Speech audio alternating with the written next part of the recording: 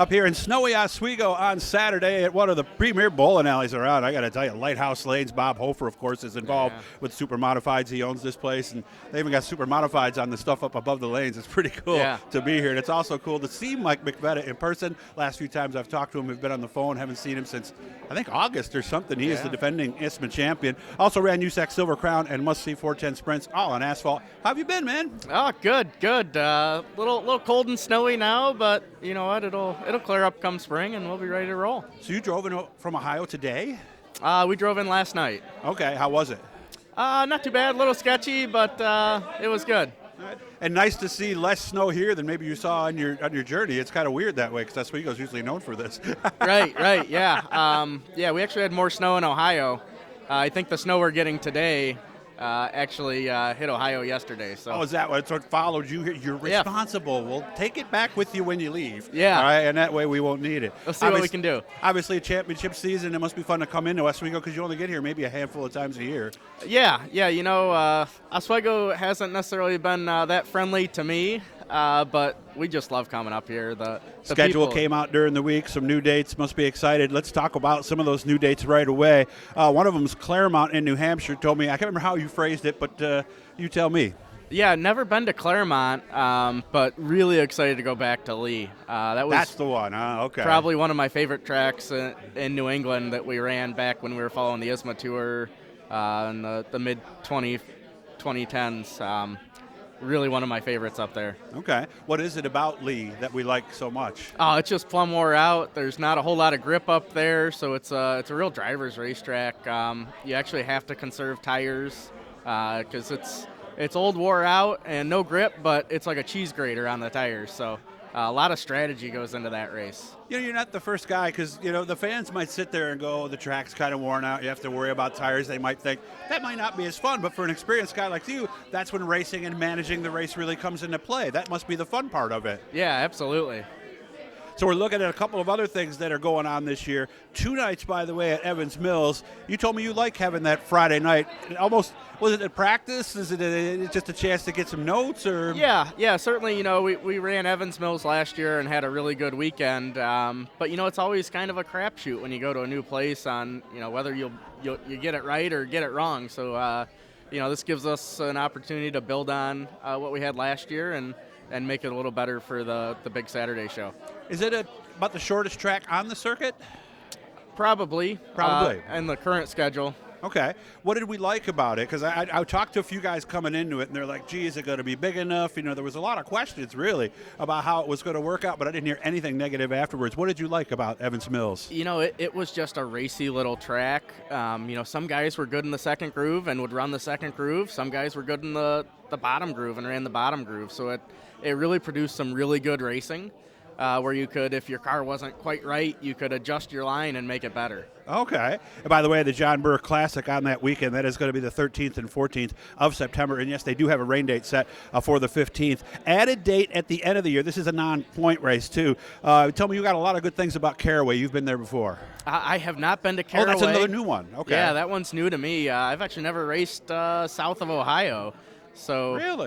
This will be a great experience. I think it's really good for Super Modifieds to bring our product to a new area where we don't normally race. So, you know, maybe we can, you know, use that as a springboard to get some more races down there, because the reality is our season's pretty short up here, right, with the weather. So getting that opportunity, I think, is really good for the organization. So if in a perfect world, if we could add 5 races and you could do them, you'd be there. Huh? Yeah, absolutely.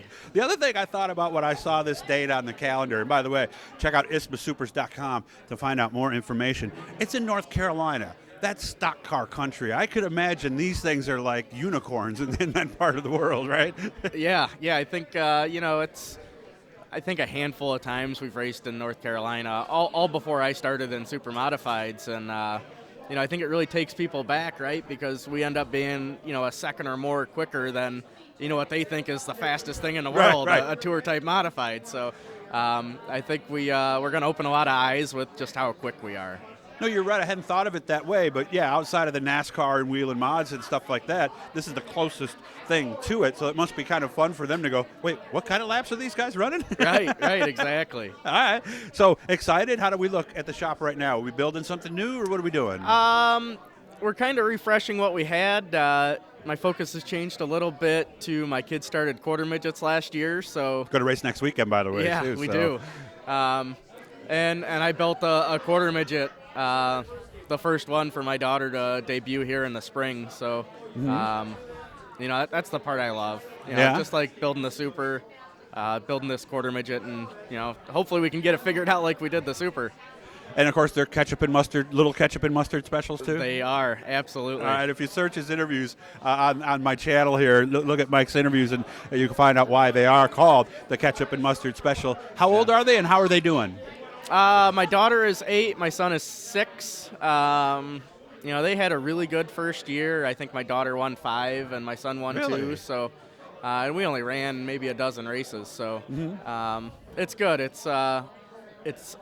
It's really rewarding to watch them develop and enjoy it as much as I did when I started. So you got another 8-10 years left in your career before you switch over to put them in something pretty much? I mean, is that is that a thought even? Yeah, or? yeah, absolutely. I haven't really given a thought on what that looks like in 8 to 10 years. But, certainly if that's something they're wanting to pursue, we'll find a way to do it. So we'll get another ISMA car ready for, let me think, 2035, maybe 2040. So we're right around there, and you'll be the crew chief and the car owner, and right. the ketchup and mustard special will live on, right? Absolutely.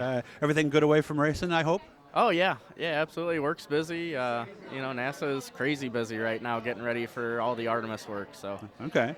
How close? So new wing. I know you were talking about a new wing last year. Did we build one and end up doing one? We built a new wing. We did some wind tunnel testing with it, and we're really happy with it. So 2 or 3 tier.